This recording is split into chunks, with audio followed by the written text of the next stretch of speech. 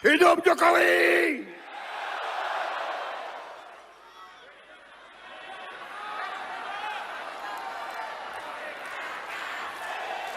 Terima kasih, terima kasih, terima kasih, terima kasih, Pak Jokowi,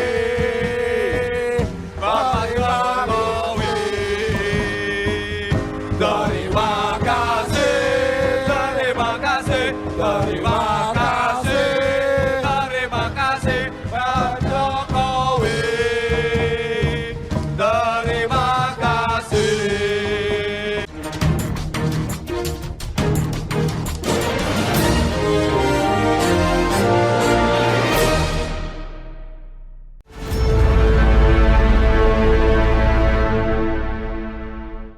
Halo, apa kabar? Saya Ersubun Arif bersama dengan Bung Rocky Gerung dari Forum News Network. Bung Rocky banyak yang terkejut ketika Pak Prabowo tadi ketika menyampaikan sambutannya dalam HUT ke-17 Partai Gerindra meneriakkan yel hidup Jokowi. Ya, padahal 2 hari sebelumnya kan dia menerima pencalonannya sebagai capres pada tahun 2029 nanti. Artinya kan ini ada sikap yang kontradiktif.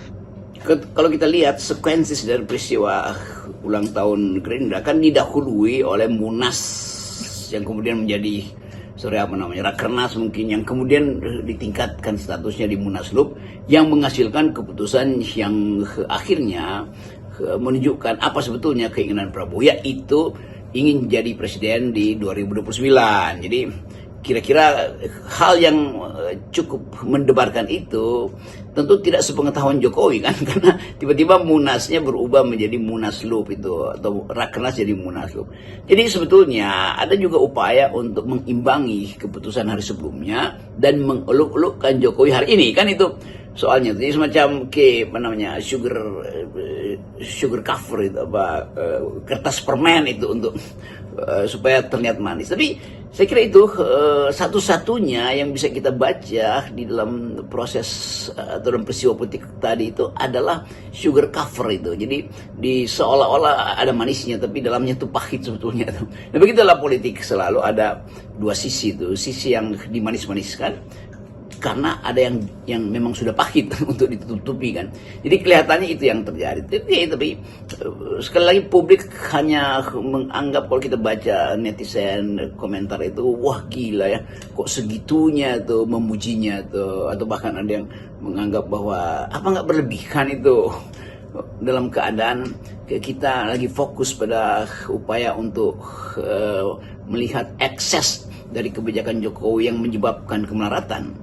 Ada berita anak di Cianjur umur 12 tahun itu akhirnya meninggal karena minum alkohol oplosan. Alkohol 70% dioplos dengan penyegar badan, lalu dia terlentang dan dia udah 3 tahun ada di jalan, dari umur 9 tahun. Itu adanya di Cianjur. Dan peristiwa itu peristiwa yang menunjukkan bahwa hak rakyat untuk memperoleh perlindungan negara itu tidak dijamin oleh atau tidak dilaksanakan oleh pemerintah kan. Jadi anak-anak jalanan ini yang kemudian diberi nama supaya agak keren itu the punks itu Pak, mereka yang menikmati kemerdekaan di jalan, sebetulnya itu adalah pelarian tuh. Jadi betapa banyak anak-anak yang terlantar, mereka yang sekolahnya juga berantakan dan masih harus dipotong anggarannya karena kesulitan ekonomi. Lalu orang bertanya, hidup Jokowi artinya Jokowi yang menghidupkan harapan atau sebaliknya? Hidup hari ini tidak ada harapan karena Jokowi membuat kebijakan ekonomi yang gagal itu. Di dalamnya ada Sri Mulyani yang tidak bisa menghitung impact atau mitigasi kalau terjadi kegagalan atau salah perencanaan kan. Jadi itu yang mestinya kita pahami dalam bentuk kontras. Ada puji-muji pada Presiden Jokowi, itulah hak Pak Prabowo tentu. Tetapi hak rakyat untuk meminta keadilan itu atau menuntut kemakmuran itu tidak jangan ditukar tambah dengan puji-pujian pada Presiden Jokowi yang menyebabkan ekonomi kita jatuh. Kita lihat seluruh parameter hari ini sepertinya ekonomi tidak akan membahagiakan. Kita lihat semua hal yang berhubungan dengan hak-hak masyarakat sipil untuk menilai dirinya sendiri akan bermutu di masa depan itu juga akhirnya punah. Kenapa? Karena sebagian besar mahasiswa Indonesia merasa tidak ada semacam sebetulnya tidak ada harapan untuk jadi sarjana, karena mungkin akan banyak orang tua yang memutuskan untuk tidak lagi bisa membiayai anak-anaknya karena akan ada kenaikan uang kuliah. Kendati Sri Mulyani menjaminkan tidak boleh ada kenaikan uang kuliah, tetapi bahkan kalau jaminan itu ada, orang akan ingatkan, bukankah Pak Prabowo yang berjanji dalam kampanyenya selain makan siang bergizi yaitu membebaskan uang kuliah? Kan itu intinya tuh, dan banyak hitungan yang mulai melihat apa sebenarnya trade off antara makan siang bergizi buat anak-anak yang mungkin akan menelan biaya 800 atau mungkin sampai 1 triliun setiap tahun dengan kebutuhan untuk menghasilkan sarjana-sarjana yang betul-betul terlatih di dalam berpikir dan punya kapasitas untuk bersaing dengan perguruan tinggi di sekitar Asia. Kan itu sebetulnya trade off-nya di situ tuh. Mana yang lebih mungkin untuk dijadikan alasan? Memberi makan siang bergizi atau membiayai mahasiswa yang bentar lagi DO itu. Tapi itu pilihan-pilihan yang mesti diucapkan oleh Presiden Prabowo sendiri. Saya mencermati berbagai pernyataan Anda yang masih tetap menganggap bahwa pernyataan Prabowo itu hanya semacam pemanis di depan Jokowi. Sementara publiknya melihat secara berbeda dan menyimpulkan ini nggak ada harapan lagi lah pada Prabowo kalau udah seperti ini untuk mengadili Jokowi begitu ya. Orang dia sendiri berkali-kali menyatakan kalau ada orang yang ingin memisahkan dia dengan Jokowi saja dianggap nyinyir, kemudian juga harus mikul dur mendem jeruk. Itu kan berkali-kali disampaikan oleh Pak Prabowo. Masih dalam kaitan ulang tahun Gerindra, publik menyorot atau ingin tahu apakah PDIP diundang. Ternyata ada PDIP diundang, tetapi bukan Megawati yang datang, bukan Puan Maharani, pasti bukan Hasto, tetapi dua orang petinggi partai, satu Oli Dondo Kambe, yang kedua Pak Bendahara Saleh. Oke. Jadi tetap orang ingin intip juga apakah PDIP punya semacam atau Prabowo punya akses pada Megawati untuk mengundang datang ke Gerindra, tentu dengan pemberitahuan lebih awal bahwa Pak Jokowi akan datang loh.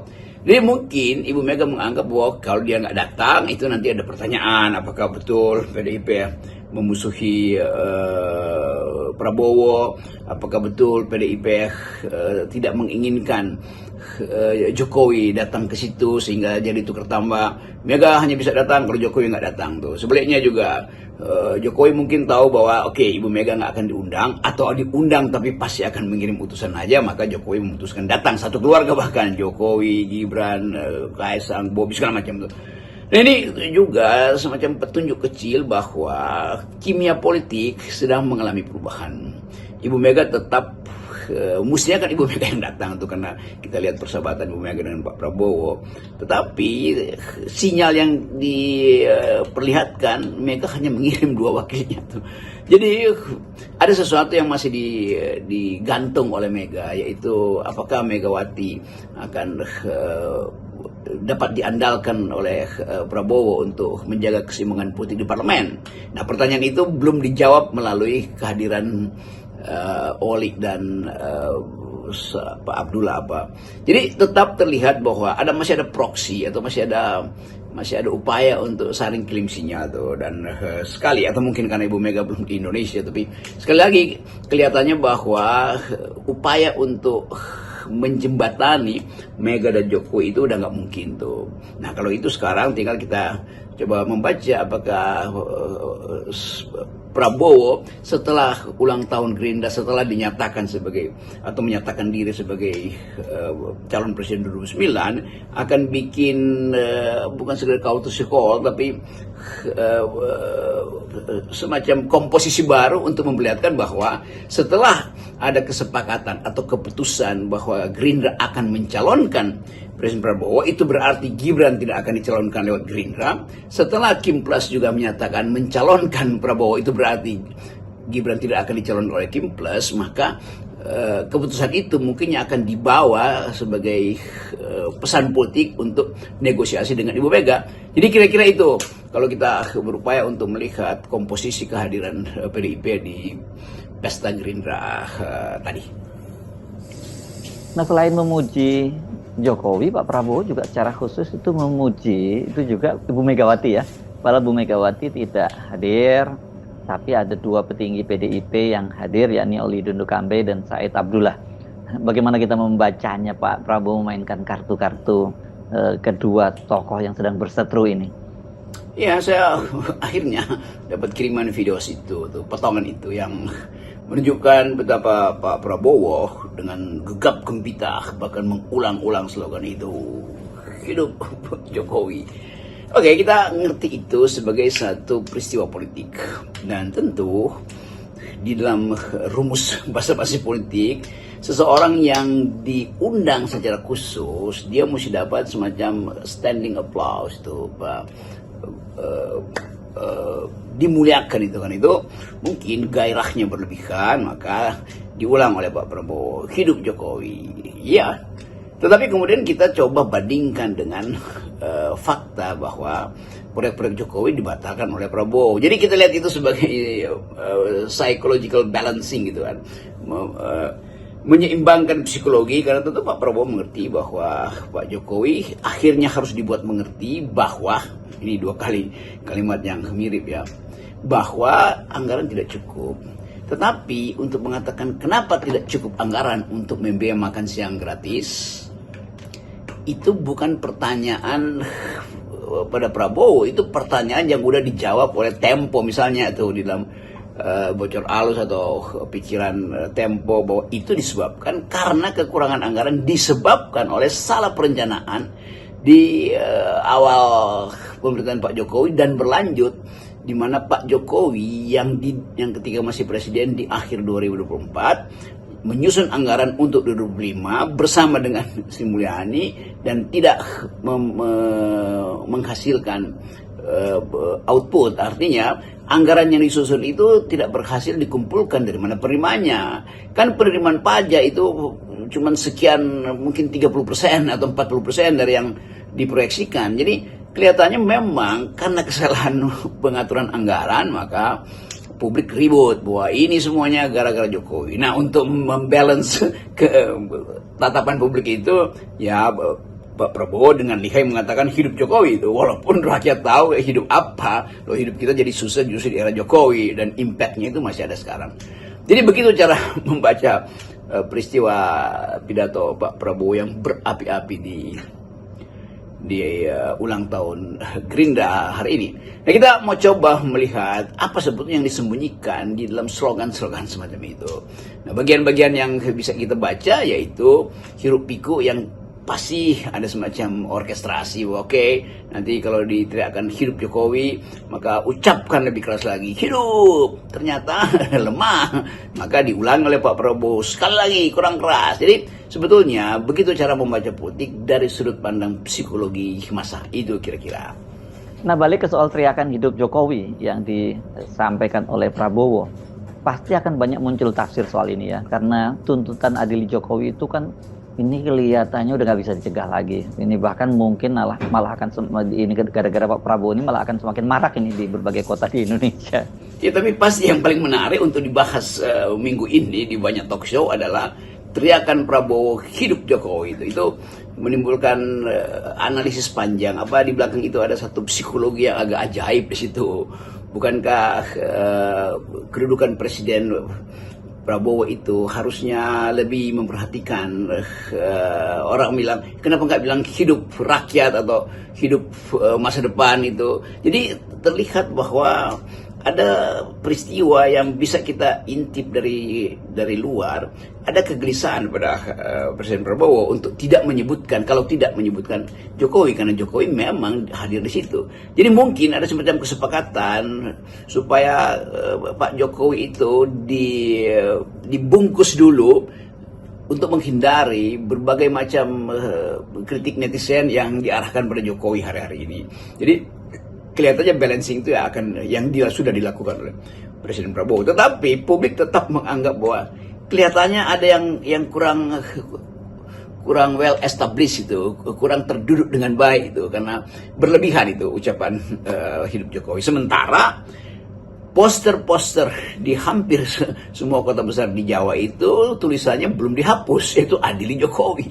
Lalu orang bertanya-tanya itu bagaimana ya, ada hidup Jokowi tapi tidak ada semacam ya perintah atau dalam tanda petik untuk menghilangkan atau menghapus viral-viral graffiti atau tulisan-tulisan satir tentang Jokowi, yaitu adili Jokowi. Jadi kita mulai melihat bahwa antara hidup Jokowi yang diucapkan dengan lantang oleh Presiden Prabowo di dalam kontras dengan adili Jokowi yang pasti adalah semacam pikiran masyarakat sipil, pikiran dari universitas, pikiran dari LSM, pikiran dari petani, pikiran dari nelayan. Nah ini yang mungkin bisa kita jadikan bahan percakapan nanti minggu depan di banyak talk show. Apakah konsekuensi dari hidup Jokowi? Apakah konsekuensi itu mengarah pada pemujaan ulang seseorang yang di dalam daftar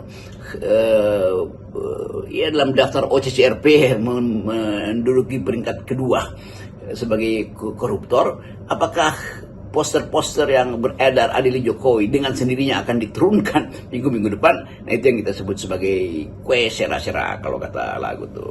Kue sera-sera, the future is not ours to see. Kue sera-sera. Salam akal sehat. Salam akal sehat.